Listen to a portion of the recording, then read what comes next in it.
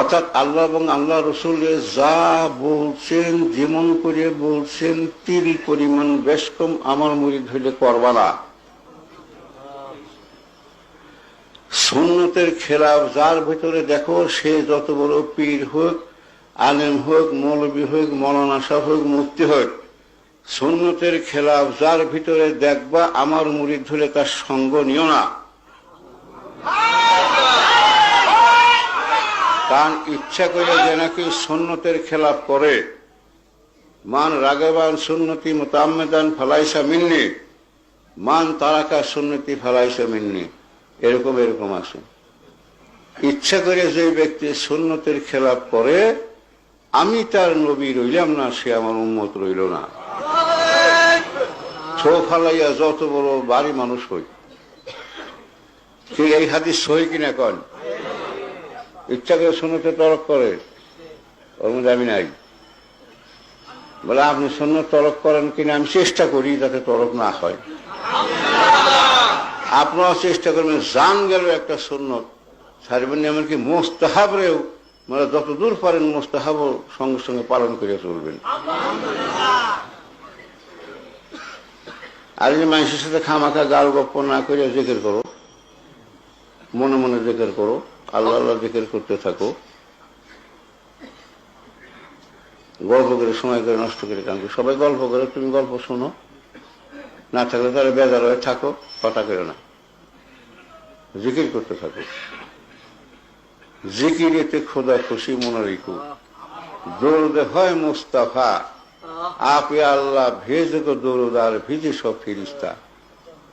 স্বয়ং আল্লাহ রাব্বুল আলামিন যার উপরে দরুদ পড়েন, স্বয়ং খোদা, তাই তো আবার কাফের, স্বয়ং খোদা দরুদ পড়ে যার উপরে, শুধুই রাসূল ভাবলি তারে কেমন করে,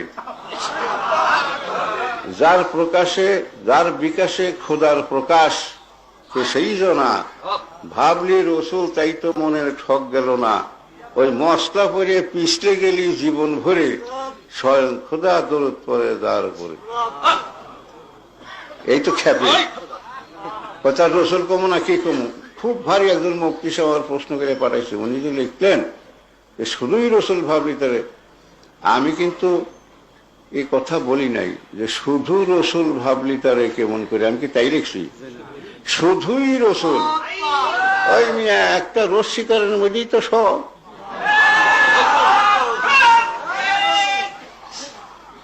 যার বিকাশে খোদার প্রকাশ, লাউলা কালামা খালাক তোলা খালাক, যার বিকাশে খোদার প্রকাশ কে সেই জনা। বলে আপনি কি বলতে চান যে সেখানে আল্লাহ নাকি? না, তাও না। ভাবলি রসুল, খালি রসুল বলে করে বসে রইলে, আর তার মধ্যে আর কিছু নাই না।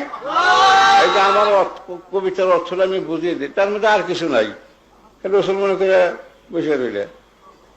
রসুল তিনটা রূপ আছে,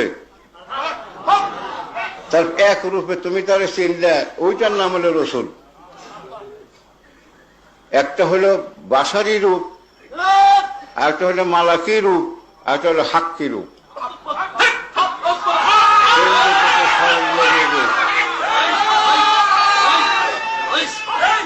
এক রূপ তুমি কোরআন শরীফে পাইলা, বিসমিল্লাহির রহমানির রহিম, আনা বাশারুম মিসলুকুম, আমি তোমাদের মতন, বলো আমি তোমাদের মতো মানুষ। মানুষ তো বটে, আর দুই রূপ কোন জায়গায় রইল? একদিন মানুষের কাছে শুনে আলিম বারো তো নিয়ে কইয়া পারে, কিতাব কিনা দিচ্ছি, 7,000 টাকার কিতাব কিনছি একদিনে। এই ফটো আমার উপর দিয়ে আমাকে মৌলবী সাহেব বানাইছে। তো কত জিনিস আছে সাধনার জিনিস, এই সব সাধনার জিনিস কোনোদিনও এমনি জ্ঞান দিয়ে অর্জন করা যাবে না। মিয়া জ্ঞান দিয়ে কোনদিন বাগান হওয়া যাবে না, জ্ঞান দিয়ে কোনোদিন মা হওয়া যাবে না। কলমা পড়তে হবে, তাই না? কলমার সাথে কলমা করে দেখো ঠেকে কেমন। লা ইলাহা ইল্লাল্লাহ কালেমা ডাইন থেকে লা ইলাহা ইল্লাল্লাহ করে গেছি রে, হ্যাঁ বেটা বেকুব, এমন চিৎকার দিয়ে ডাক ভাঙা শুরু সর্দার বাড়ি খেলা পাইছে নাকি? হ্যাঁ, এটা গিলা করে আর কি, মানে মনটা ফাঁপিয়ে ওঠে তো। আমি একদিন হুজুর কেবলা পেছনে আমার কথা বলি, একদিন আমি দয়াগঞ্জ মসজিদে নামাজ পড়তেছিলাম, তো হুজুর আবার পেছনে কাতারের মসজিদের বাইরে ওখানে স্টেজ করে মাহফিল, আমি জায়গা না পাইয়া তার ওখানে দাঁড়িয়ে হুজুরে নির্দেশ দিলেন, মানে কি ওই গেটটা এখান থেকে এত খালি, এই দুই খামের ওই ভারী গেট, এই গেট খোলা, আমি যে গেটের ডান দিকে দাঁড়াইলাম, আল্লাহু আকবরকে নিয়ত বান্ধে ইমামে বানলো, হুজুর হচ্ছে আমার পেছনে ওই বাম দিকে একটু সইরা নামাজটা পড়ে, আমি নিয়ত বানছি তার পরে নিয়ত বান্ধে লইয়া আমাদের কি হয়েছিল আমি সেটা একটা ধাক্কা গেল গেটের মধ্যে বাড়ি খেলাম, বাড়ি খেয়ালে ওখান থেকে দৌড়ি আবার এই গেটে এসে বাড়ি খেলাম, মাথাতে টাচ করে লাগলো, তারপরে যাই আমি ওইখানে আবার দাঁড়াইলাম দয়াগঞ্জ। হ্যাঁ হ্যাঁ হ্যাঁ, এই দয়াগঞ্জে যে কাজের মধ্যে আসছিল, সেটা ছোট সময় থেকে থাকে আমার সাথে। এই বাড়িটা খাইলাম কিসের লিগা, কি দেখলাম আমি,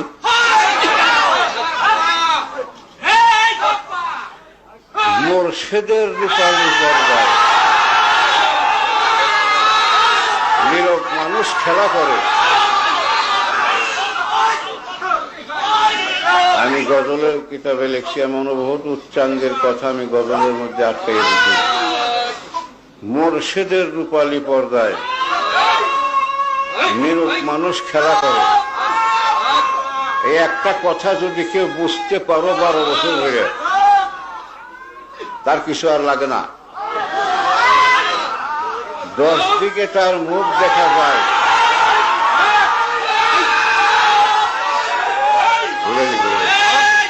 আমি বেশিক্ষণ বসতে পারি না। 10 দিকে তার মুখ দেখা যায়, যে দিক দিয়ে যে দিশা পায়, আপন যখন আপন হারায়, গর্জকন্তরালে মোরশেদের রূপালী পর্দায় নীরব মানুষ খেলা করে। আপনার একটা কথা মনে রাখবেন, আমি যে বিভিন্ন জায়গায় মহফিল করি, অসুস্থতা হয়ে মহফিলে কয়টা করলাম, সামান্য সময় যে কথাকে শেষ হয়ে এলাম, এই কাছাকাছি 10-12 মিনিট সময় লাগে। কারণ বাজার মানুষ আইছিলাম, আচ্ছা কারণ বাজারে আমি মহফিল করলাম, মহফিলে কি আমি এই সমস্ত ধরনের কথা কইছি কিছু? আমি কিছু অন্য ধরনের কথা, কিন্তু বক্তা হয়ে গেছি। আজমপুরের মানুষ আসরা মহফিলে, সেই মহফিলে কি আমি এই ধরনের কথা কইছি? সেখানে কইছি ও আপনার যে বক্তৃতার কথা, কোন এখনই ওয়াজ আরম্ভ করে দিই, আমি তো ওয়াজ জানি না, ওয়াজ জানে বক্তারা, তার কাছ থেকে শুনে টুনে কিছু কিছু আমি অল্প স্বল্প চেষ্টা করতে পারি। কারণ আমি এখনই শুরু করে দেই, দেখুন যে 2 থেকে 3.5 মিনিটের ভিতর দেখেন চিল্লে কিরকম হইতেছে আল্লাহর ফজলে, এই খাম খুঁটি ধরে লাফাইয়া টেবিল ধরে কি উপায় হবে, এই যে উপায় কি হবে তা আমি তো বুঝি। এই তো ওয়াজ করলাম, আমি তো ওয়াজ করা বসি নাই, এখানে সংশোধন এবং টুকিটাকি কথা সংশোধন করব। সংশোধনের জায়গা এখানে জিকির শেখার জায়গা, এখানে জিকির করার জায়গা না। এই তোমার পীরে যা তুমি তাই হও, আপনার দোয়া করবেন, আপনার দোয়া করবেন। আমার মোর্শেদ একটা হলে পীরের সুন্নত, একটা রাসূল আকরাম সাল্লাল্লাহু আলাইহি ওয়াসাল্লামের সুন্নত, সেই সুন্নত ডাইরেক্ট সুন্নত, ওই সুন্নত যিনি পালন করেন তার সুন্নত পালন করা হলো সুন্নত ফরজ। বিসমিল্লাহির রহমানির রহিম, কুনু মা'আস সাদিকিন, সাদিক লোকের সাথে থাকো, যা করে তাই। বিসমিল্লাহির রহমানির রহিম, ওয়াত্তাবি'উ সাবিলা মান আনাবা ইলাইয়া, এইভাবে তো পীরের সুন্নত ফরজ হইল। ও সুন্নত পালন করা ফরজ, পীরের সুন্নত পালন করাও ফরজ। পীরে যা করে তাই করো, কিন্তু পীর দেখে শুনে দৌড়ো আগে। হজ ফরজ আছে, অবহেলা করো না। যদি হজ না করো, তাই ইহুদি খেয়ে হয়ে মরবা, আর নয়তো খ্রিস্টান হয়ে মরবা, এর মধ্যে কোনো সন্দেহ করবা না। জীবনের ইবাদত সব। আমি তো সিরিয়াস হয়ে গেছিলাম যে আমি হজ ইনশাআল্লাহ তাআলা যাবই যাব, যা থাকে কপালে, ঘড়ি বিক্রি করিয়া, জামা বিক্রি করিয়া, জুতা বিক্রি করিয়া, তারপরে একটা টুপি মাথায় দিয়ে একটা গামছা পরে, আর একটা গামছা লুঙ্গি বিক্রি করে আর এক গামছা পরে মদিনা শরীফ চলে যাবো। আমি যাবো রসুলের দেশে, নাহলে হয়তো কবে মরে যাবো তার ঠিক নেই। আস্তাগফিরুল্লাহ, আস্তাগফিরুল্লাহ। এখন নতুন বহুত মানুষ এসে একজনের গায়ের সঙ্গে ডাইন হাত দিয়ে ধরে তওবা করেন। অনেকে নতুন মুরিদ হওয়ার দুনিয়া আছে, করেন বিসমিল্লাহির রহমানির রহিম। তওবা কিয়ামা আও বয়াত কিয়ামা। একজন শরীর ধরেন, আপনারা বসেন, ধরে তাহলে বয়াত হন। কারণ বিসমিল্লাহির রহমানির রহিম। তওবা কিয়ামা আও বয়াত কিয়ামা। আমিরি আল্লাহ ইস তওবা আও ইস বয়াত কবুল ফরমা আল্লাহুম্মা। এই সবকটা এখন মগরব বাজার ফজরবাতে একটু সবক আদায় করবেন।